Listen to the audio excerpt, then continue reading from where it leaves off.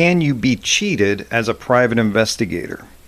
This is a Private Investigator podcast with no name, no intro music, no nothing special. Episode number 10. I just figured you'd rather have the information and wait for me to figure out how to add music and whatnot to this. Can you be cheated as a private investigator? I have wanted to unpack this for you for literally years at this point. I'm going to answer that question and drop some other little bits of knowledge along the way. This is not a short little video type thing. This is just a podcast where we can spend a little time and unpack this, because I just got so many things as I go about to explain the answer that pop up in my mind that I've wanted to share with you for a long time. So this initially comes out of a private investigator convention that I went to 20 years ago, maybe 18, 19 years ago, but a good long time ago. Now, any other time someone's explaining something like this to you, they can say 20 years ago, and we all understand about 20 years ago. It doesn't matter if it was 18, doesn't matter if it was 19. Why am I being so specific, so pedantic about this?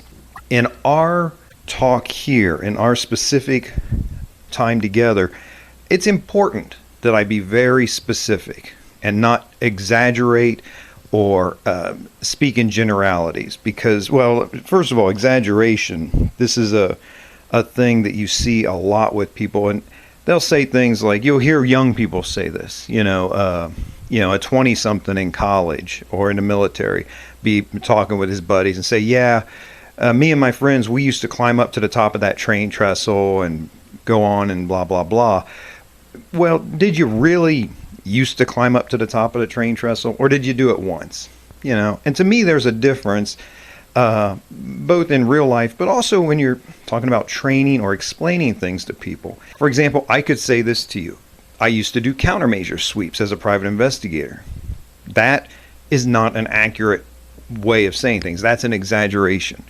What I would do on very rare occasions when I was hired for that type of thing would be to bring in an expert, a subcontractor who would work under me. I would come in as the lead investigator, and I would bring in this subcontractor with all of his tools and equipment and expertise. And honestly, between you and me, I was more or less the gopher in those types of things. I mean, I would be doing some of it. I'd be taking plates off the electric outlets, doing a visual inspection, making sure that they were reapplied in a proper way, put back on, so that we could tell if there had been tampering, those types of things. But I was really relying on this expert that I had brought in to do the sweeps and use his equipment and expertise and keep up to date on all that stuff. So if I say I used to do countermeasure sweeps, that's an exaggeration. That's not exactly true. I have done them, but I've done little more than be around while the expert is there. Now, this is really, really important when you're learning stuff from people, because especially online and nowadays, there's like no accountability. There's no verification. I don't even know who's an expert and who's not. It's really, really hard to tell. So I try to be very specific with you. Exaggeration is something, I believe it was Jim Rohn who I learned this from, but he describes exaggeration as the childish attempt to make up for self-worth. In other words, the person feels like there's something lacking in themselves, their experience, their knowledge level, so they have to exaggerate. That's just one of those things I want to unpack here, is to watch out for that. And why am I so specific when I talk about things? It's because I think this is a field and training that you have to be. Anybody that's out there that's giving you always and never rules, that's a little dicey, because there's not a whole lot of things in our industry that fall into always or never. I've done some talks about should a private investigator bluff? Should you lie to a suspect? Should you lie to someone during an interview? There's not an always or never there. So when you hear me talk and train and share these things, if I say always, I mean always. If I say essentially always, that's a little different. Please hear that. It means 99.999% of the time, or by far more than most of the time, but almost always. So, can you be cheated as a private investigator? This comes out of a convention, a private investigator convention that I went to about 20 years ago. And one of the speakers, and this was one of those talks, if you've been to a convention, there's different speakers and there's all sorts of things that go on in networking. It's very, very valuable to go to conventions like this. But this guy was talking specifically about how he had been brought in as, and I can't remember if he was the chief operating officer or the chief marketing officer, but he had been brought into a rather large detective agency that was also licensed to do alarm installs, which is a totally different thing than private investigations and frequently licensed separately in many states. But his company was doing, I forget what it was exactly, but somewhere on the order of $2 million a year in revenue, or $1.8 million, something like that. Quite a bit of money to a little guy like me and to a lot of the investigators that were there. There's a lot of detective agencies that are one-man, two-man operations, one-woman, two-woman operations that, we just are squeaking by making our little living. And so to hear this guy talk about a company that's making $1.8 million when he was brought on board, and how he brought it up to, I forget the exact number, but $8 or $9 million. I mean, just an exponential growth in a matter of 2 years. So he was there speaking to the convention on how to do this, how to grow your business, how to increase revenue. He got up in front of this group of, I would guess maybe there were 70 investigators in the room at the time. And the first thing he says, the first words out of his mouth is, "If I hire you, I'm not paying you." And we kind of stunned. Okay, that's interesting. You have my attention now. He says, if I hire you, and everybody wants to work for this guy's company, he explained. He says, I have a big company, I have lots of contracts, I can pick and choose who I want to work for me, and you're lucky to get work from my company. You want to work for my company. Imagine yourself as a little alarm installer or as an investigator, and this big company comes to you and says, we have a job, we want you to work for us in your state or your area. You say, well, gee, yeah, it's, and they offer you something that sounds attractive, a good amount of money that's going to make sense to you. And I'm going to stick with the alarm installer because I can give you numbers and examples much more specifically, but this is for us investigators as well. So, imagine you're installing alarms for this company. They've got a contract and they want to bring you in and pay you $3,000 to install an alarm system. Now, for you, that may be 3 weeks of pay. That may be, heck, a month's worth of pay. That's a big contract for you, especially if you normally are doing little $500, $300 jobs. All of a sudden you have this job that's worth, $3,000 or $5,000. And so what this man would explain, this guru that they had teaching us about money and marketing, is he says, I'll have the alarm install come in. And he says, and then I just won't pay them. He says, they'll send me the invoice due in 30 days and I ignore it. He says, and then they kind of stick their toe in the ground and they don't want to be too pushy because they don't want to harm the relationship with this big company. They want to do work in the future. So they'll wait another 30 days or 60 days and send another message and another invoice that says, hey, it's past due. Understand that there's problems sometimes, but we're due. He says, I don't pay. Eventually they'll send another thing. His criteria was on the third phone call. So after this poor alarm installer has sent 2 or 3 past due notices, an invoice, a couple of past due notices, and called, on the third time the guy calls for his money, this guru will say, I'm glad you called. The client said that there was some dust and debris, drywall debris, left around one of the outlets in the conference room. Go clean that up. We're not paying until the job is done. And he would just find any little excuse he could to avoid payment, to send the guy back out. Now imagine you're in the position of this alarm installer. You're doing, say, a $5,000 job. Well, you have had to go out and purchase the equipment and gear and wiring, the motion detectors, the locks. You've had to do all the sensors. You've had to purchase all of that. So you may be $1,200 into it, or $2,000 into it, out of your own pocket. If you run your own agency, you can feel where that pinch comes from. The guy probably has put it on a credit card. He's bought it on credit. He's hoping that if he can get good terms, that he doesn't have to pay for 30, 60 days, 90 days if he's lucky, and he'll have that money back. But he's been essentially cheated by this large company. This guru says, okay, eventually, yeah, I'm going to pay the guy. He says, but it's going to be a while. In the meantime, I get to keep all the revenue that I took in from the client, and I have this in an interest-bearing account, and I'm just, making money on the money that I should have paid this guy. And I don't even think he said should have paid this guy, that he needs to pay this guy, this alarm installer. My view, this guy is the biggest scumbag out there. How you cheat somebody like that?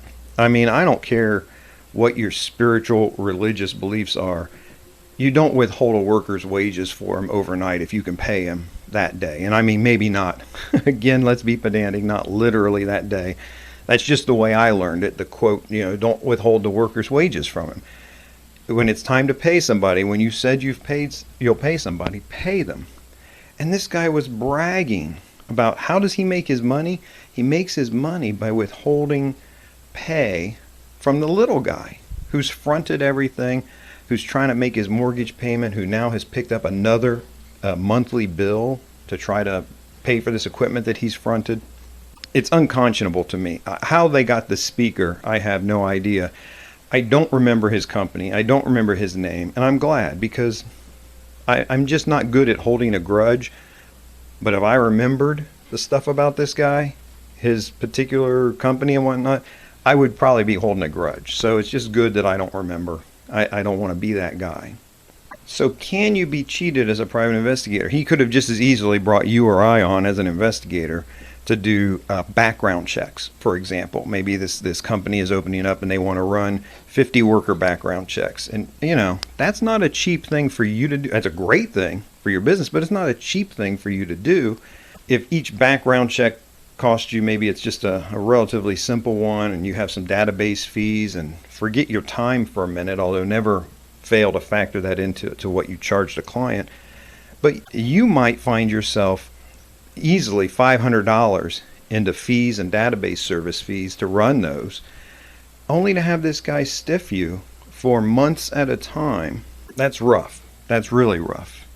And if you're working on a very thin profit margin because you haven't priced your stuff high enough, and you find that you've got $500 on a credit card that you normally use, maybe you pay it off at the end of each month, but that's how you pay this database service, just automatic withdrawals from your credit card. Now you find yourself paying credit card style interest, whatever that is in whatever decade you're thinking about. But it can easily be 20-21% interest on $500, and you're losing money. You're moving backwards on that profit margin. It wouldn't take you but 6 months or so maybe to make zero money on that deal. So the short mathematical answer to this, can you be cheated as a private investigator? I mean, yeah, technically you can. Now, how can you prevent this? And stick with me because I want to go one step further with it as well. But how can you work towards preventing this?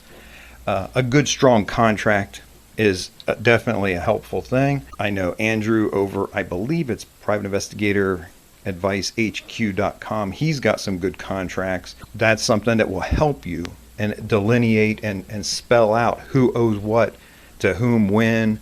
In the contracts you should have what happens if there's a failure or a breach, those types of things. And so that will help you quite a bit. This person who's going into it deciding he's going to cheat you or try to cheat you, that's a little rough. That's a little rough, because I don't care how strong your contract is with a guy like that. He's counting on the fact that you're not going to have a lawyer, want to pursue this. He's danced this dance many times before. And again, a lot of times they're relying on the fact that you're a good guy, that you're a good gal, that you say to yourself, this couldn't be happening for real. This must be an aberration. I want to work for this company regularly. It'd be nice if 2 or 3 times a year I pulled a $5,000 contract from them. He's counting on you being nice and gentle, not wanting to push the matter. So I do want to say, on accounts receivable with your business, this is the money that people owe you. Pursue accounts receivable. If you have, it's due in 30 days and it doesn't show up, you don't wait another 30 days to send them that notice. If you want to be super nice about it, maybe what do you want to wait? 10 days, 5 days, or at that 30-day mark, say, I know there must be a problem, but we're just checking in. We didn't receive payment. Get your money coming in. I hate to tell you, I'm a little embarrassed how many years I spent as a state licensed private investigator, owning and running my own agency, and saying the phrase over and over again to myself, if everybody who owed me paid me, I'd be in good shape. It took me literally, I don't know, a couple years or more to kind of get my accounts receivable in order, to say, okay, why am I struggling with this? I've got the business, I've got it coming in, and I just always seem to be 30 days behind. One thing you can do to help yourself with that is to charge a retainer up front. And I did. Shifting to that really, really helped, because at least at the bare minimum, now my expenses are covered. I'm not going into the hole to do the work for people. And honestly, there's no reason to. Charge what you're worth, charge a decent amount of money, and make a profit off of this. Now, here's the part that may surprise you, the answer to the question, can you be cheated as a private investigator? I would argue, no, you really can't be. Yes, they can jam you up on money. Yes, sometimes you're going to have a client that you just forget about it. You wash your hands, you just never deal with them again. That kind of stuff happens occasionally, especially if you're dealing with really low price clients. If you're not priced high enough to keep kind of in the stratosphere of people who make money and pay their bills, if you're not pricing yourself up there where you belong, you're going to run into more and more problems like that. But can you really be cheated? Because look, here's what happens with work. And I don't care if you're a security guard in the middle of the night guarding a warehouse. I don't care if you're a private investigator. I don't care what you do for a living, how you make your money. When you do your job well, you are building up virtues. You're building up your character, who you are. And you can go back to Aristotle if you want. 2,400 years ago, he's teaching, how do you become a better person? Well, you do the right thing. What do I tell you? What do I share with you every single week? Do the right thing, even if it's the hard thing.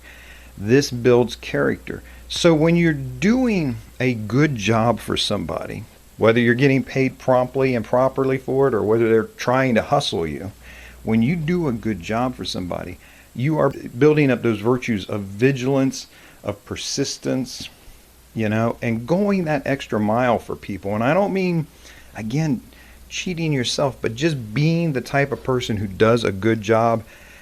That pays off in dividends over the long haul. And I mean, you find yourself, the better you are at doing your job, the more vigilant, the more diligent you are at doing your job, you find yourself becoming that better person. I think it's an old Buddhist, is the way I heard it originally, but Buddhist saying, be careful what you pretend to be, because you become what you pretend to be. I think Aristotle would agree with this. I think in the Christian faith, you see this type of thing all when they talk about some of the natural virtues of justice and prudence and temperance and fortitude. When you look at these things, practicing them builds you up and makes you stronger in them. Just like lifting weights, you build up muscle. Same thing with virtues. So you have this case where you're an alarm installer and getting hustled by this guy. Or you have this case where you're a private investigator doing background checks and they're just not paying you on time. Or a surveillance that went long. You called a client and say, hey, do you want me to stay out here? I haven't seen the subject yet, but it's your call. And this is the type of thing, believe me, you should have arranged ahead of time how much overreach there is. But you find yourself getting stiffed by the client at the very end. Were you cheated? Yeah, you were cheated out of money, but what were you not cheated out of? You were not cheated out of being a really good investigator, of being the type of man or woman who does the job well because you're supposed to do the job well. And then here's what happens. The money flows out of that. The money flows out of the service. By being a good servant to your client, and I don't mean a doormat. You got to stay in charge in many respects. You've done this before. A lot of your clients are going to be one-timers who come to you off the street, a cheating heart, that type of thing. Don't let them push you around or tell you how to do your job. You be in charge, but you're doing it as a servant. You don't go to a doctor and tell him how to take out your appendix. You don't go to a doctor and tell her how to remove your gallbladder. No. You look at that expertise and you're paying for that expertise. So you have some self-worth. You may not have gone to med school. I get that. But you're an expert in your field. Hopefully you're in the top 10%. This is what I talk about all the time. And if you want to make money in this business, I'm convinced in any business, you need to be in the top 10%. I learned that, I believe, from business coach Brian Tracy, and I just feel like that's the right number. If you're in the top 10%, then you're in a position to help people even when they don't precisely understand what they need help with. Walk them through it, talk to them about their options, explain any myths that they have about what they think you can do for them, explain that away, and then do the job well. And out of this service is where you get paid. I want you to think about it like this. If you're charging $85 an hour for surveillance, you're not making your $85 for the hour. You're making $85 because of what you're getting for the client, the value of what you're bringing to them. If you were getting paid $85 just for the hour, then you might as well just sit at home and watch streaming media and eat snack chips and dust the crumbs off of you. You're not getting paid for the hour. You're getting paid for the value that you bring to them. Sure, you may have to be out on a surveillance for 3, 4, 5 hours to get what the client needs. But imagine in a workers' compensation case, for example, you have somebody who's maybe pulling down $2,000, $3,000 a month from a company because they're doing workers' compensation fraud. They are essentially fine and healthy, certainly good enough to come back to work, but they're claiming an egregious injury. And you do the surveillance and you find them cutting the lawn, climbing the ladder, cleaning the gutters, whatever it might be, whatever your client has told you they need. Well, 4 or 5 hours, say 10 hours of surveillance, $850 they've paid you for that surveillance. Why? Because that $850 saves them that $2,000 or $3,000 a month in fraudulent claims. You're providing them the value. I don't think in a sense you can be cheated because you're becoming a better person and a better investigator, which adds value to what you offer, which means you can charge more. So don't get hung up on an individual case or an individual client that you have trouble with. Step back, take a breath, look at the bigger picture. Maybe you've learned a lesson from trying, somebody burning you, and you say, okay, that's the price of admission. If I'm going to run my own business, if I'm going to be my own detective, work that way, that's what's going to happen every now and then. And you say to yourself, you know what? I'm willing to pay that price. I'm willing to, every now and then someone's going to try to hustle me, and maybe I'm going to get burned every now and then, but it's worth it to me because I get to run my own business and call the shots. If you absolutely cannot stand to be cheated, if the thought of it just bothers you too much, honestly, work for someone else. There is no problem with that, no shame in that. To be honest with you, if you just enjoy doing investigations, if you just enjoy surveillance or skip tracing, then why hassle with all the business side of things? I mean, I have my book out, How to Make Money as a Private Investigator, and it's got some great stuff in there. But if you're not interested in messing with that kind of stuff, if you're not interested in marketing or blog post or trying to explain your value to a client, it's perfectly fine. Wonderful, in fact, to just do your job working for someone else. Let them mess with getting the clients so you can focus on the surveillance, skip tracing, background checks, whatever it is you particularly enjoy. Also, in that case, you're usually not going to get cheated, certainly not by the client. If you've got an employer that you feel is cheating you, if you're working for a private investigator and you feel like he or she is not treating you right, cutting you a big enough part of the check, then yeah, you can find another one to work for. If you have those skills, you're going to be valued to people. It ain't easy. No one said it's easy. But use that as a plus for you and your career, because it ain't easy for the next guy either. But if you're the one that's willing to persist, you're the one that's willing to go out and find the investigator who needs someone with your skill level, then you're going to get paid for it. I don't know if there's a clever or a good way to summarize 30 minutes lecture about this type of stuff, except to say, be a good person, be a good investigator. Don't try to cheat people. Don't try to hustle people. Watch out for the free lunch. There's just not a lot, maybe nothing. I frequently say nothing is free. I say even the only thing, here's a phrase that I kind of like, is the only thing that's free is the grace of God. I think that's something that you can kind of take to the bank. Even the grace of God, though, comes with some certain obligation. I mean, it's just like any relationship that you have with someone, a person. There's certain obligations you have and certain things you want to do for that other person. So that's a little too big picture for what we're talking about here, although I think it's accurate. But just be a good person, build up those virtues that we're talking about. And remember, even if you're quote unquote stuck at some stupid little job right now that you can't seem to figure a way to wiggle out of, or have a problem because you just hate it, whatever it is, I think there probably is more room for maneuvering than what you think there is, but do that job well. Not because of the pay you're getting, but because of the person it makes you to do the job well. And as an investigator, if someone's trying to hustle you or cheating you, you become a better person out of that, regardless of the money. Regardless of the money, become a better person out of that. I guess as I wrap up, the one line, if I could say the whole thing in one line, it's what I share with you every week, and that is do the right thing, even if it's the hard thing. Please don't forget that. That's probably the overall message I have from the 7 years that I've been doing weekly videos, blog posts, even more podcasts now.